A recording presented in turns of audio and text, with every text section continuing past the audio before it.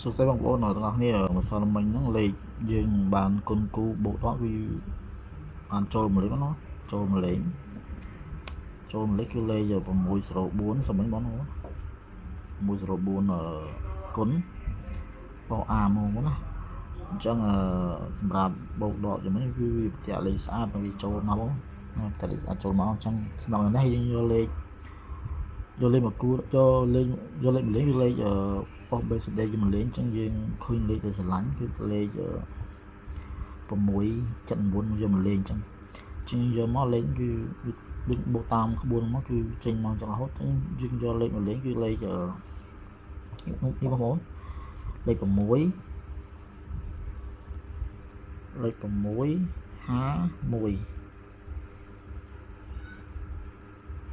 សម្រាប់លេខនេះគឺវាបញ្ជាក់លេខ679 697នេះលេខចេញសម្រាប់មកណាអញ្ចឹងវានឹងមកលេខហ្នឹងគឺលេខ651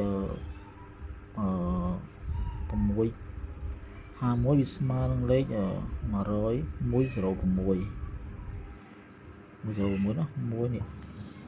1នេះ06បាទអញ្ចឹងលេខដែលចេញមកគឺលេខហ្នឹង106បងណានេះ106បាទយើងគុណនេះបងប្អូនគុណណានេះសម្រាប់លេខមួយទៀតយើងបំបែកលេខអគឺលេខនេះបងប្អូនណាគឺ119វាស្មើនឹង191ប្រតិនឹងលេខ157 7 15នេះអញ្ចឹងលេខ6ទៅបងប្អូនណាប្រតិលេខមកនេះប្រតិលេខនេះចេះអញ្ចឹងយើងអាចយកលេខនេះនេះអូនណាលេខ911នេះណាគឺលេខហ្នឹងវាអាចនឹងមកនេះបងប្អូន911នេះអញ្ចឹងសម្រាប់ម៉ោង4ពេលល្ងាចម៉ោង4វាអាចជាលេខនេះគឺលេខទៅលេខគឺ911និង431និង106គុណមកលេខត្រីចាក់ហ្នឹងហើយអញ្ចឹងលេខនេះគឺសម្រាប់ថ្ងៃទី21ម៉ោង4បាទសម្រាប់លេខដែលយើងត្រូវលេខយើងលេខតែលេខពីបច្ចៈនេះស្អាតនេះ191តាក់157 715ហើយអានេះគឺជាលេខចេញនេះបងប្អូនលេខចេញគឺលេខនេះលេខ733វាស្មើនឹងលេខនេះ288នេះលេខចេញបងប្អូនណាលេខចេញប៉ុសBCDនេះ733នេះវាតាក់មកនេះតាក់មើលស្អាតគឺមកទីមកចូលនេះចឹងវាអាចចេញលេខនេះមកលេខអូនអាចចេញលេខនេះ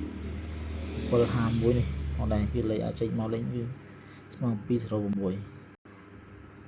ឃើញទេលេខ751អូខេចឹងបើសិនជាបងប្អូនចង្អល់អាចសួរចំបានឲ្យយើងបើបងប្អូនចង់លេងគឺយើងត្រូវមើលលេខ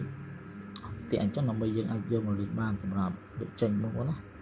ចឹងសម្រាប់យើងបានចូលលេខហើយលេខ604គុណហ្នឹងវាចូលហើយ